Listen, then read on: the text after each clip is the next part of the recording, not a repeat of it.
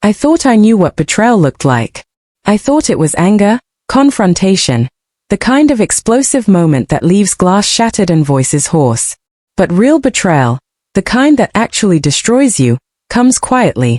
It comes with a man you've loved for 7 years looking at you from a hospital bed and saying, with perfect sincerity, "I'm sorry, but I don't know who you are." My name is Vanessa. I'm 33 years old, and I've lived 2 versions of the same life. In the first one, I lost everything. In the second, I learned that choosing yourself isn't selfish, it's survival. Let me tell you how it started. Or ended. Or both. It was a Tuesday in October when Marcus had the accident. We'd been married for 5 years, together for 7. He was a financial consultant at a firm in downtown Chicago, the kind of job that came with a nice salary, long hours, and a lot of travel. I worked in marketing at a mid-sized tech company, decent pay, reasonable hours, the kind of stable career that felt safe if not exciting. That morning had been normal.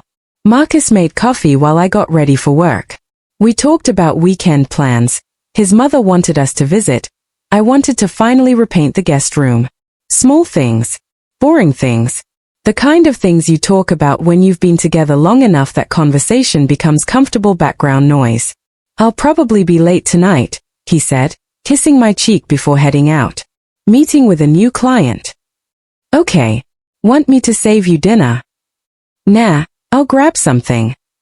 That was the last normal conversation we ever had. The call came at 2 in the afternoon. I was in a meeting, my phone buzzing insistently in my bag. I ignored it the first time. The second time, I excused myself. "Mrs. Hale." An unfamiliar woman's voice. "This is Northwestern Memorial Hospital. Your husband has been in an accident. You should come right away." The drive to the hospital is blurry in my memory. I remember gripping the steering wheel too tight. I remember calling Marcus's mother, my voice shaking. I remember the fluorescent lights of the emergency room, the smell of antiseptic, the way the nurse's face was carefully neutral when she led me to his room. Marcus was awake. That was the first good sign. He had a bandage on his forehead, his left arm in a sling, but he was sitting up, talking to a doctor. Relief flooded through me so intensely I felt dizzy. "Marcus," I said, rushing to his bedside. "Oh my God, are you okay?" He looked at me. Really looked at me, his eyes scanning my face like he was trying to solve a puzzle. "I'm sorry," he said slowly. "Do I know you?" I laughed. It was such an absurd thing to say that my brain treated it like a joke. "Very funny. You scared me to death." "I'm not joking." His voice was quiet. Serious. I don't recognize you." The doctor stepped forward. "Mrs. Hale, I'm Dr. Brennan. Your husband has suffered a traumatic brain injury. He's experiencing what appears to be retrograde amnesia. It's not uncommon with head trauma." "Amnesia," I repeated. The word felt fake, like something from a TV show, not real life. His memories from the past several years seemed to be affected. We're running more tests, but right now, he doesn't remember his marriage or much of his adult life. His last clear memories are from college. I looked at Marcus. He was watching me with polite confusion, the way you'd look at a stranger who claimed to know you. "Marcus, it's me. Vanessa. Your wife." "I believe you," he said carefully. "The doctors showed me my wedding ring, photos on my phone. But I don't. I'm sorry, I don't remember." The next few weeks were a nightmare. I took time off work to help Marcus recover. He came home from the hospital, to a house he didn't remember buying, filled with furniture he didn't remember choosing. I showed him photo albums, told him stories about our relationship, tried desperately to help him remember. But he was different. Cold. Distant. He barely looked at me. He slept in the guest room. When I tried to talk to him about our life together, he'd listen politely and then change the subject. "Maybe we shouldn't rush this," he said one evening, about 3 weeks after the accident. We were sitting in the living room, the TV on but neither of us watching it. "Rush what?" "This. Us. Maybe I need space to figure out who I am now." "You're my husband," I said, my voice breaking. "We've been together for 7 years. But I don't remember that. To me, you're a stranger. A nice stranger who's trying really hard, but still a stranger. The doctors said the memories could come back. And they might not. He looked at me then, and something in his expression made my stomach drop. Vanessa, I think we should consider that maybe they won't come back. And if they don't, what are we doing here? We're married. On paper.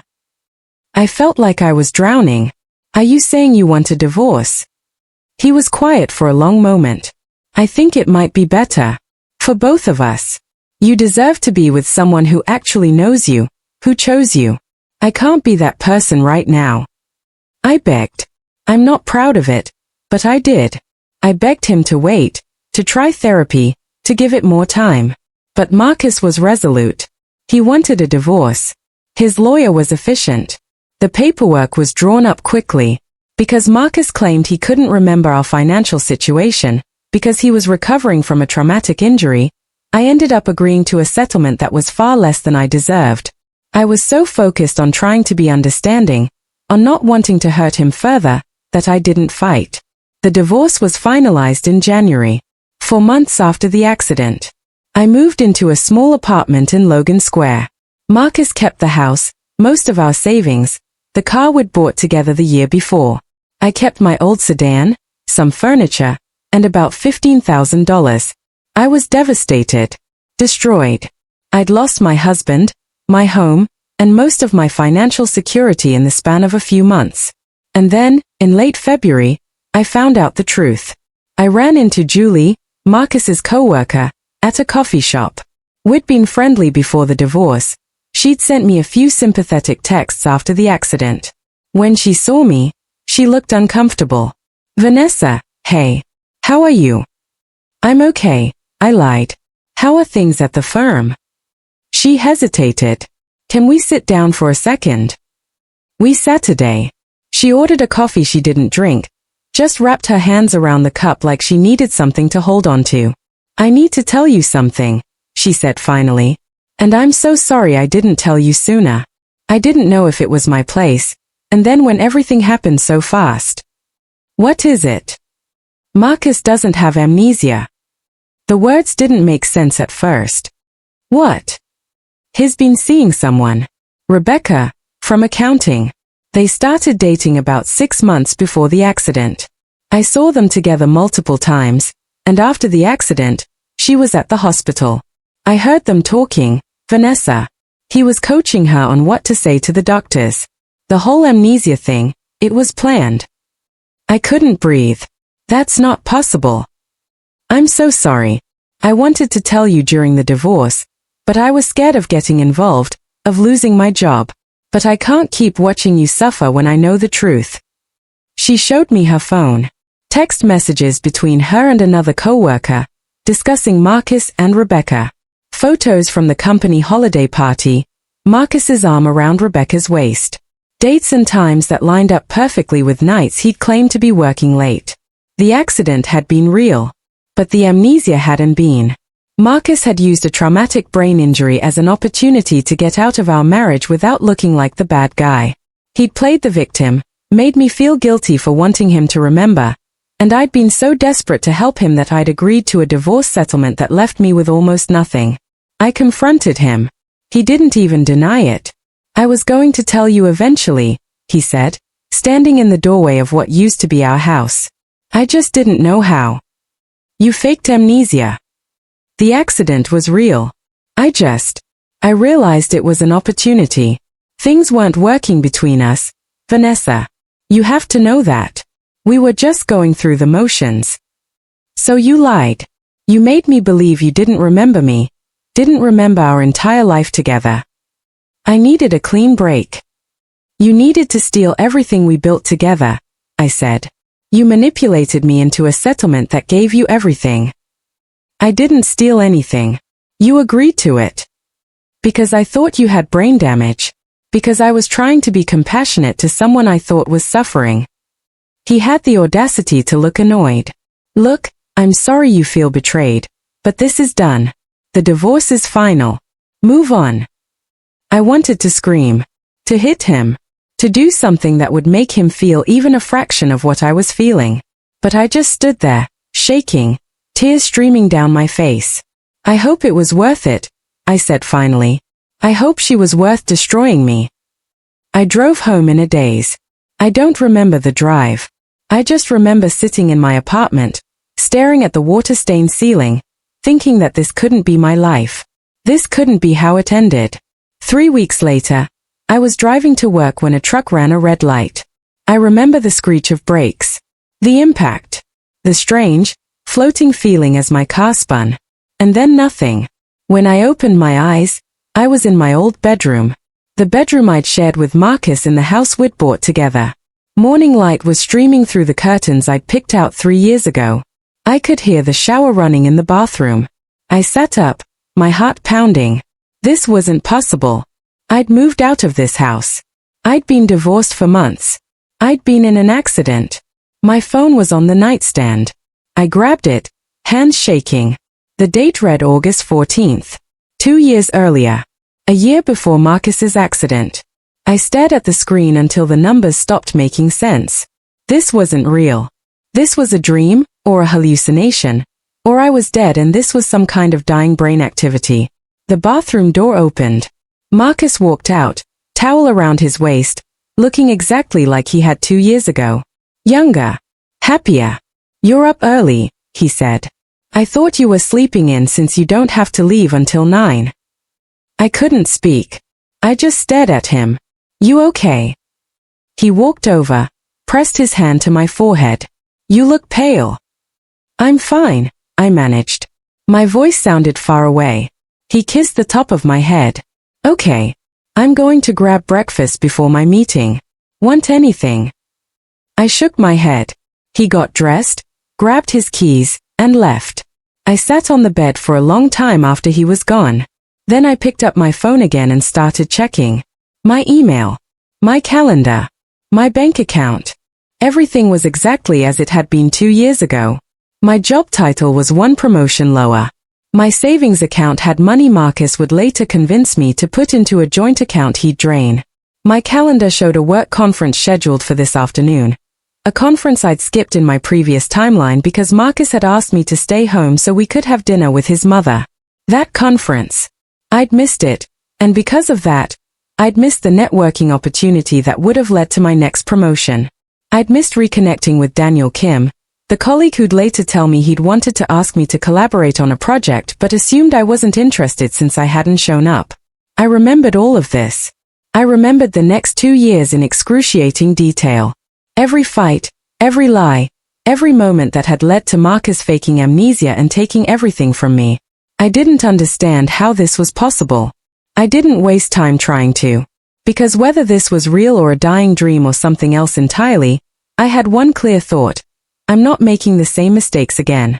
The conference started at noon. It was being held downtown at the Marriott, a full-day event with speakers, networking sessions, and an evening reception. In my previous timeline, I'd called in that morning and said I wasn't feeling well. Marcus had seemed pleased. His mother had made pot roast. This time, I got dressed in the professional outfit I'd hung in the closet weeks ago. I did my makeup carefully.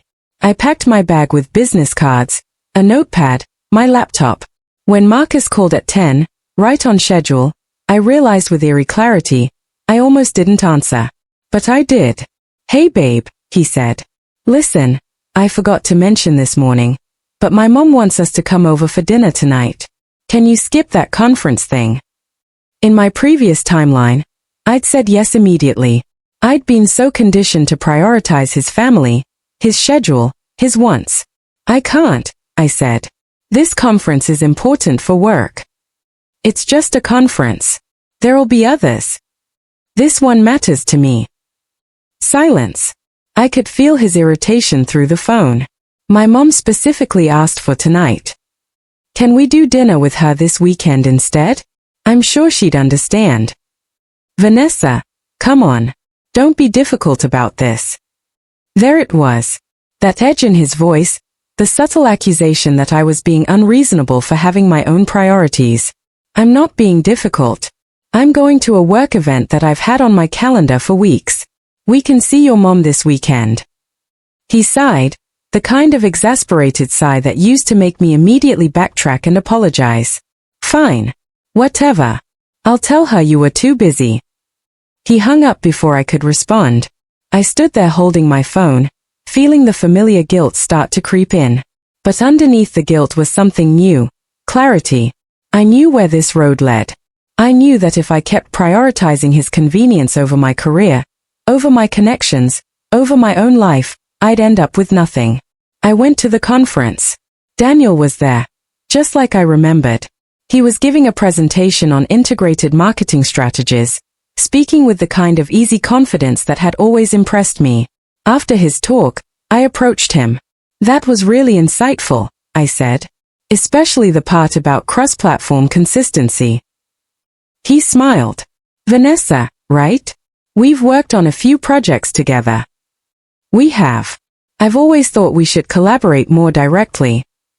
In my previous timeline, this conversation had never happened. And because it hadn't happened, Daniel had partnered with someone else on a project that won a major award. He'd been promoted. I'd stayed where I was. I'd like that, he said.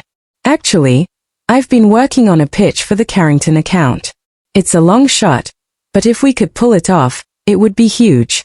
Want to grab coffee sometime this week and I can walk you through it? I'd love that. We exchanged contact information. It felt significant in a way I couldn't fully articulate. Not because Daniel was going to save me or become some kind of white knight, but because I was choosing to show up for myself, to invest in my career, to not make myself smaller for someone else's comfort. I stayed for the entire conference. I networked, collected business cards, had conversations that might lead somewhere or might not. I went to the evening reception and talked to people I'd never bothered to connect with before. I got home at 9. Marcus was on the couch, watching TV, his dinner plate still on the coffee table. How was the conference? He asked, not looking away from the screen. Good. Really good, actually. Great. My mom was disappointed you couldn't make it. We'll see her this weekend. He made a non-committal sound. I could feel the passive-aggressive energy radiating off him, the unspoken accusation that I'd chosen wrong. 2 years ago, I would have apologized, would have sat next to him and tried to make it better, tried to soothe his irritation. Instead, I said, I'm going to get ready for bed. Long day. I walked past him and went upstairs. Over the next few weeks, I started noticing things I'd ignored before. The way Marcus would make plans without consulting me, then get annoyed when I had conflicts. The way he'd dismiss my work problems as less important than his. The way he controlled our finances, insisting we keep everything joint, getting irritated when I suggested having separate accounts for personal spending. We're married, he'd say. We're supposed to share everything. Why do you need a separate account? You don't trust me. In my previous timeline, I'd backed down. I'd felt guilty for even suggesting it. This time, I opened my own account anyway. Just a simple checking account at a different bank. I started directing a portion of my paycheck there. Not a lot. I didn't want to trigger suspicion, but enough that I'd have something of my own. Marcus noticed after a few weeks. Why did $1,500 not go into our joint account this month? I opened a personal account. Just for miscellaneous expenses. Why would you do that without talking to me? I didn't realize I needed permission to have my own bank account. His jaw tightened. That's not what I said. I just think it's weird that you do something like that without mentioning it. We're partners. We're supposed to make financial decisions together. It's my paycheck. And it's a small amount. It's the principle, Vanessa. It feels like you're hiding something. I wasn't hiding anything.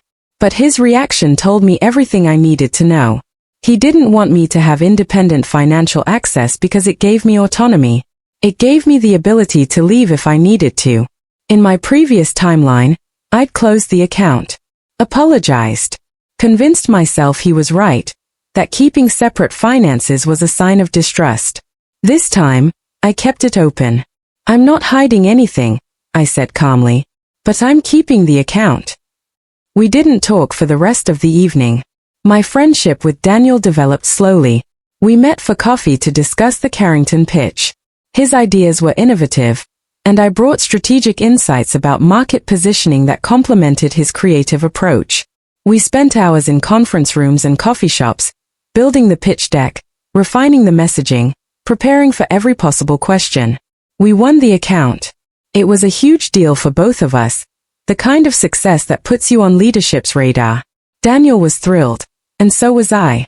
We celebrated with the team, and for the first time in months, I felt genuinely proud of something I'd accomplished.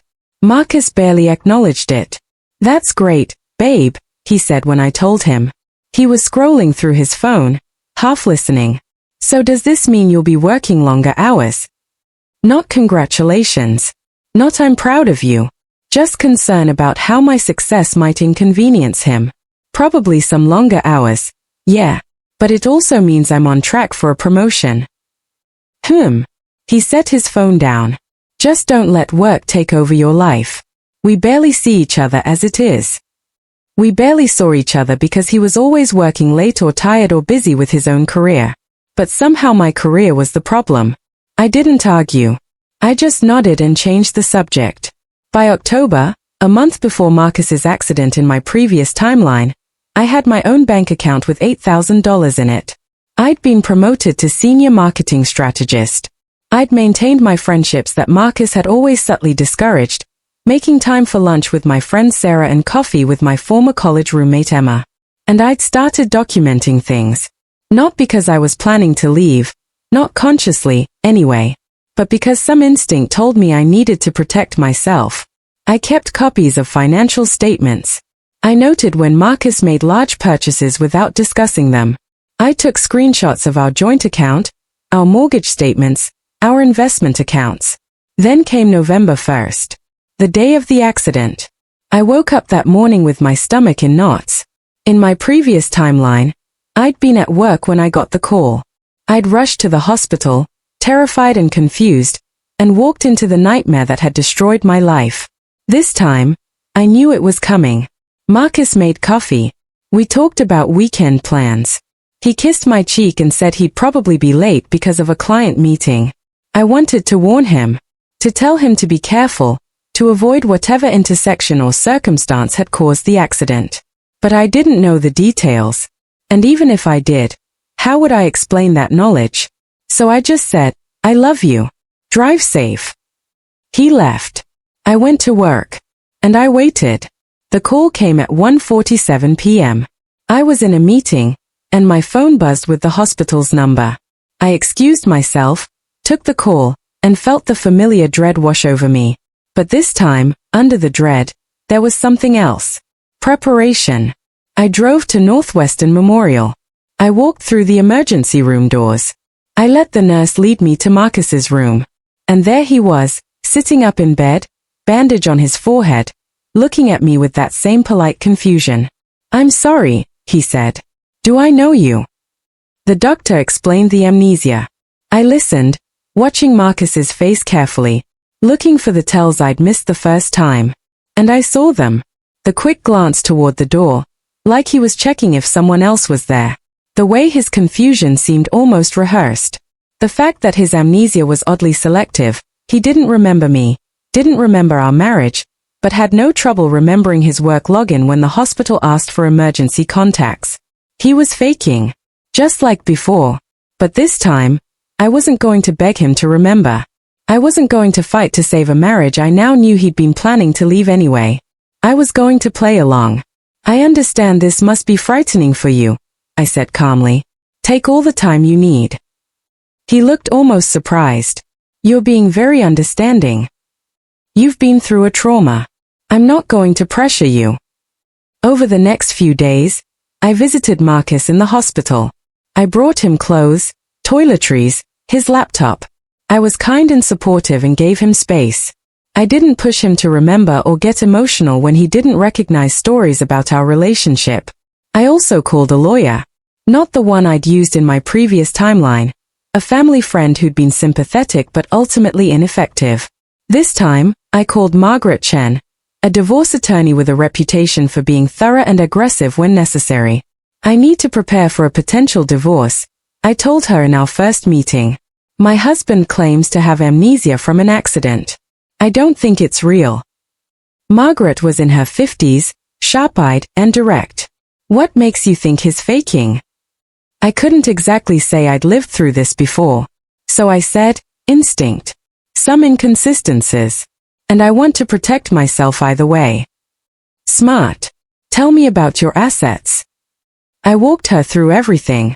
The house, the savings, the investment accounts, Marcus's 401k, the car we'd bought together. I gave her copies of all the financial documents I'd been collecting. Have you talked to him about divorce? She asked. Not yet. But I think it's coming. When it does, don't agree to anything without talking to me first. Don't sign anything. Don't make promises about settlements or asset division. Understood? Understood. Marcus came home from the hospital after 4 days. I'd set up the guest room for him, told him he could take whatever space he needed. He seemed relieved that I wasn't trying to force closeness. For 2 weeks, we lived like polite strangers. I went to work, came home, made dinner. Marcus worked from home, spent a lot of time on his phone, and mostly avoided me. Then, on a Friday evening, he asked if we could talk. We sat in the living room. He looked uncomfortable but determined. I've been thinking a lot, he said. About us. About what the doctors said about my memories maybe not coming back. Okay. I don't think it's fair to you. To be married to someone who doesn't remember you, who doesn't feel the connection you feel. You deserve better than that.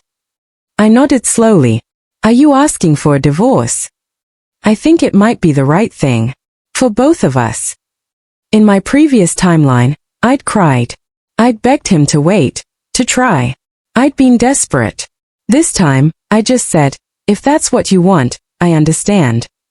He looked relieved. Really? Really? I don't want you to stay in a marriage you're not invested in.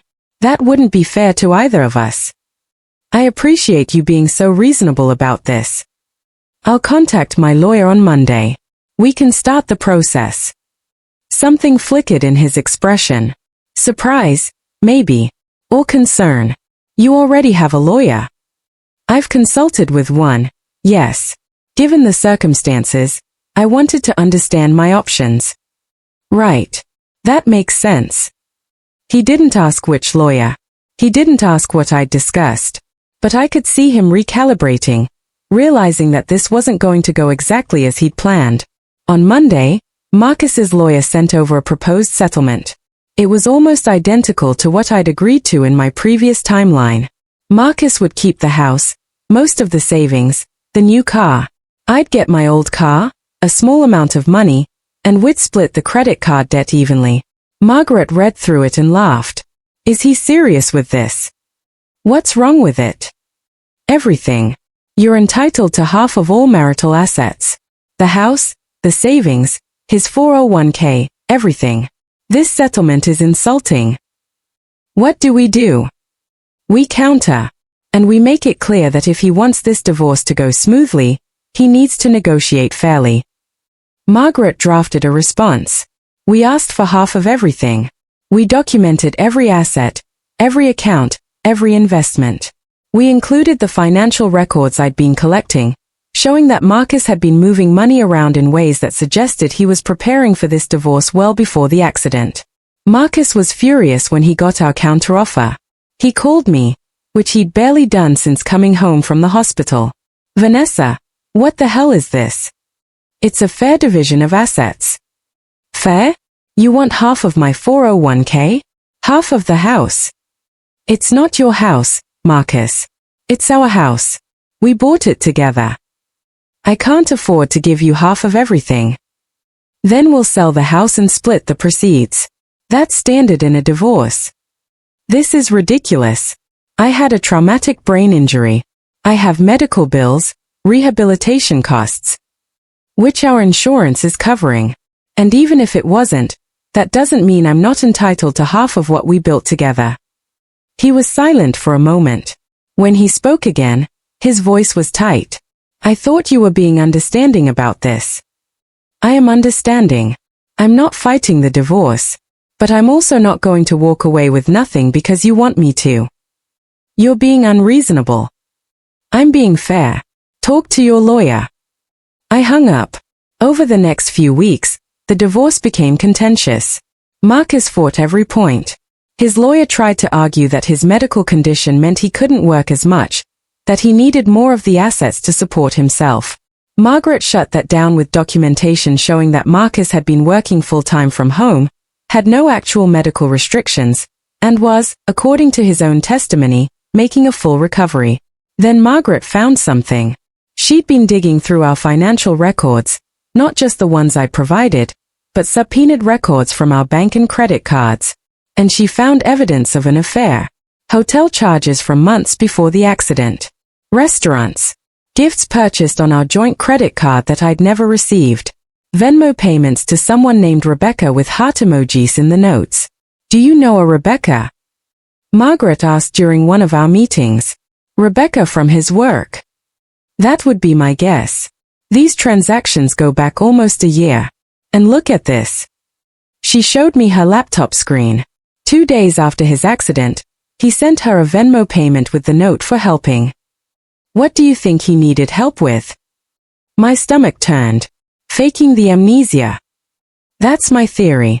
And if we can prove he was having an affair before the accident and potentially staged the amnesia to get out of the marriage without looking bad, it strengthens our position significantly. Can we prove that?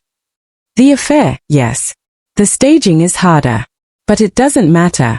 Illinois is a no-fault divorce state, so the affair doesn't change the asset division. But it does show a pattern of deception that makes it hard for him to claim he's the victim here. When Margaret presented this evidence to Marcus's lawyer, everything changed. Suddenly, Marcus was willing to negotiate. Suddenly, the settlement offers became fairer. We settled in early February. I got half of the house equity, half of our savings, half of his 401k, and my car. It wasn't everything I deserved. Compromise never gives you that. But it was fair. It was enough that I could start over without being destroyed. The divorce was finalized in March. Almost the exact same timeline as before, but with completely different results. I moved into a condo in Lincoln Park. It was smaller than what I'd lived in before, but it was mine, paid for with my half of the house equity. I furnished it slowly, carefully, choosing things I actually liked instead of compromising on Marcus's preferences. Work was going well. The Carrington account was a success, and I was getting recognition for it. Daniel and I had become genuine friends through the process. We grabbed lunch regularly, bounced ideas off each other, and I realized that I'd missed having a real colleague connection. One afternoon in April, Daniel asked if I wanted to grab a drink after work. Just a drink? I asked, half joking. He smiled. Yeah. Or we could call it a date if that's less terrifying. I hesitated. I literally just got divorced. I know. And I'm not trying to push anything. But I've enjoyed working with you. I'd like to spend more time together outside of work. No pressure, no expectations. Just seeing what happens. It was tempting. Daniel was kind, smart, attractive. We worked well together. And God knows I was lonely. But I'd just gotten out of a marriage where I'd lost myself. I didn't want to jump into something new before I'd figured out who I was on my own. Can I think about it? I asked. Of course. I thought about it for 2 weeks. I talked to Sarah about it over dinner. Do you like him? She asked. I do. Do you trust him? I think so. But I don't know if I trust my judgment right now. That's fair. So take it slow. Go on the date. See how it feels. You don't have to marry him tomorrow. I laughed. No more marriages for a while. Amen to that. I told Daniel yes. We went on a date, dinner at a small Italian place in Wicker Park. It was easy, comfortable. We talked about work and our families and our favorite books. He made me laugh. I made him laugh. At the end of the night, he walked me to my car. I had a really good time, he said. Me too. Can we do this again? I'd like that. But Daniel, I need to be honest. I'm not looking for anything serious right now. I just got out of a really difficult marriage, and I need time to figure myself out. I get that. And I'm not trying to rush you into anything. I just like spending time with you. Okay. As long as we're on the same page. We are. We went on more dates. Slowly. Casually. Sometimes weeks would pass between them because I needed space or he was busy or we both just needed to focus on work. It wasn't a grand romance. It was something quieter. Steadier. By summer, I'd been promoted again. I was now a director, managing a small team, overseeing major accounts. The salary increase meant I could finally breathe financially. I wasn't rich, but I was comfortable. Secure. I took a week off in July and went to visit my sister in Colorado. We hiked, ate too much good food, stayed up late talking about everything I'd been through. It felt good to reconnect with family in a way I hadn't in years. Marcus had always made visiting my family feel like an inconvenience. When I got back, Daniel texted me, "Welcome home.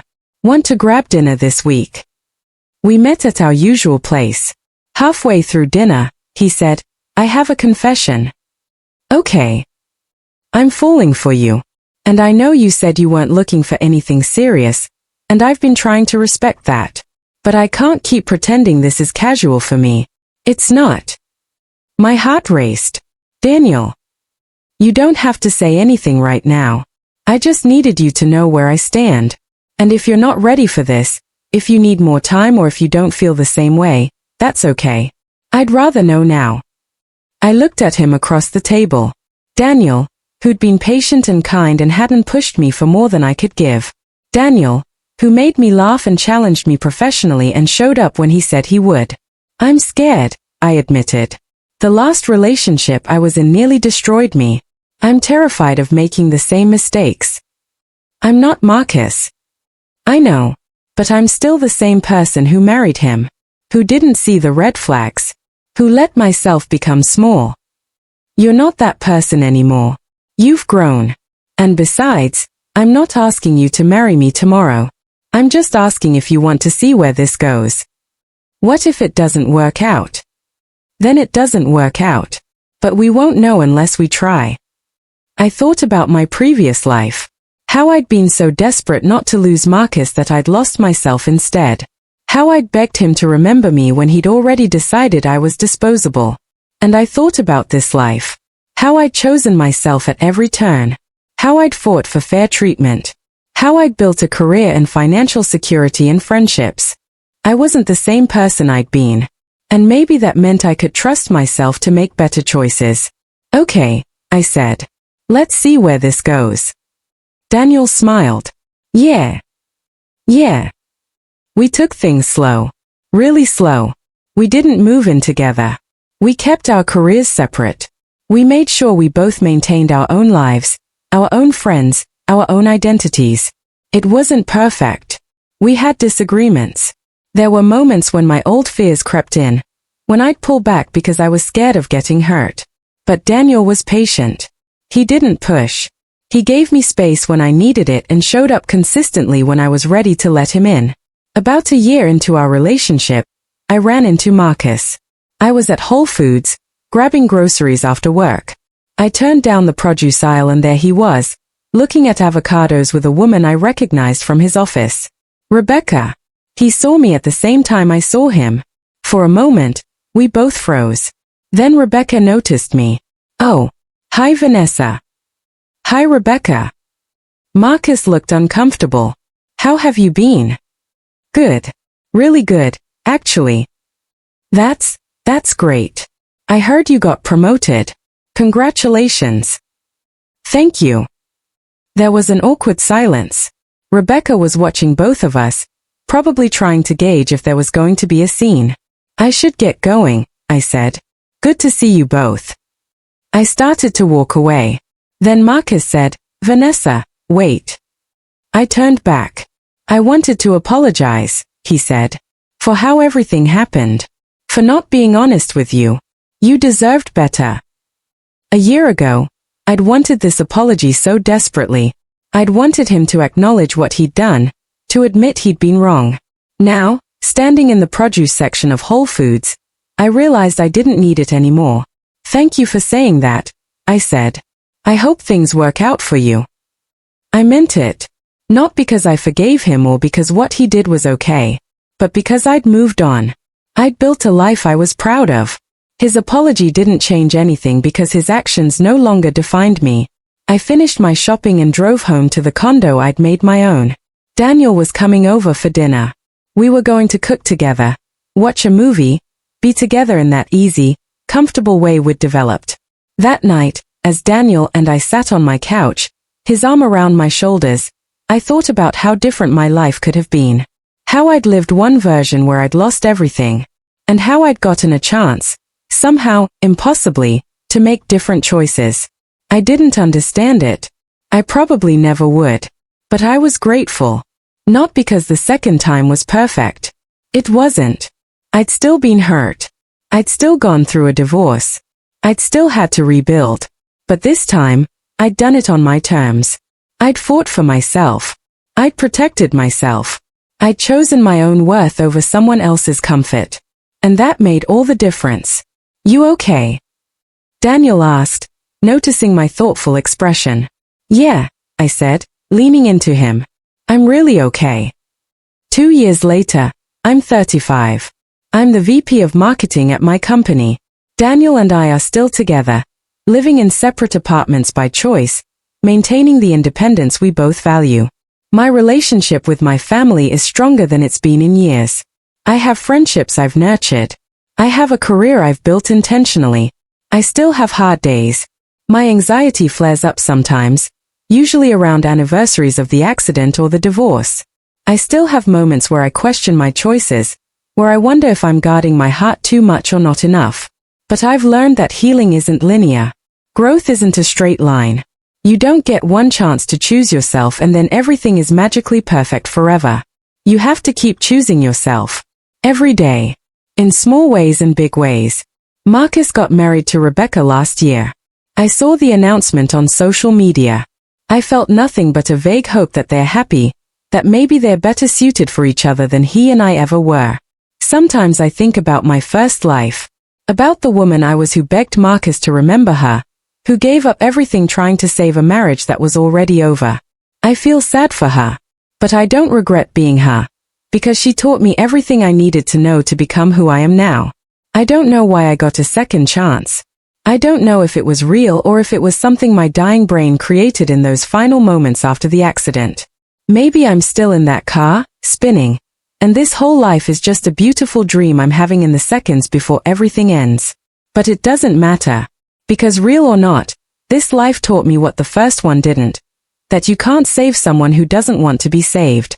That love isn't enough if there's no respect, no presence, no genuine care. That choosing yourself isn't selfish, it's necessary. Marcus once told me I was being difficult because I wanted to prioritize my career. He made me believe that my needs were inconvenient, that my growth was threatening, that my independence was a betrayal. But the truth is, I wasn't being difficult. I was being myself. And I deserved someone who celebrated that instead of trying to diminish it. I found that person. But more importantly, I became that person for myself. Last week, Sarah asked me if I ever thought about getting married again. Daniel and I had been together for almost 3 years by then. People were starting to ask questions about our future. Maybe, I said. But I'm not in a rush. And if it doesn't happen, I'll still be okay. You really mean that? I do. I love Daniel. But I also love my life. And I won't give up what I've built just to fit someone else's timeline or expectations. Good, Sarah said, raising her glass. To not settling. To not settling, I echoed. That's what I learned from living twice. You don't need someone to complete you. You don't need a relationship to validate your worth. You don't need to lose yourself to prove your love. You just need to show up for yourself. To make choices that honor who you are and who you want to become. To build a life that feels like home. And if someone wants to be part of that life, really be part of it, not just benefit from it, then that's beautiful. But if they don't, if they ask you to be smaller or quieter or less, then you let them go. Because choosing yourself isn't giving up on love. It's finally understanding what love is supposed to look like. Marcus didn't fake amnesia to divorce me in this timeline. He just asked for the divorce outright. But the impulse was the same. He wanted out, he wanted to keep everything, and he assumed I'd let him because I always had before. He was wrong. This time, I fought back. Not out of revenge, but out of self-respect. And I won. Not because he lost, but because I didn't lose myself. That's the story I'd tell my younger self if I could. You're going to face moments where it's easier to give in, to stay small, to accept less than you deserve. You're going to be tempted to save a relationship by sacrificing yourself. Don't. Choose yourself instead. Every single time. Because you're worth fighting for. You're worth protecting. You're worth building a whole life around.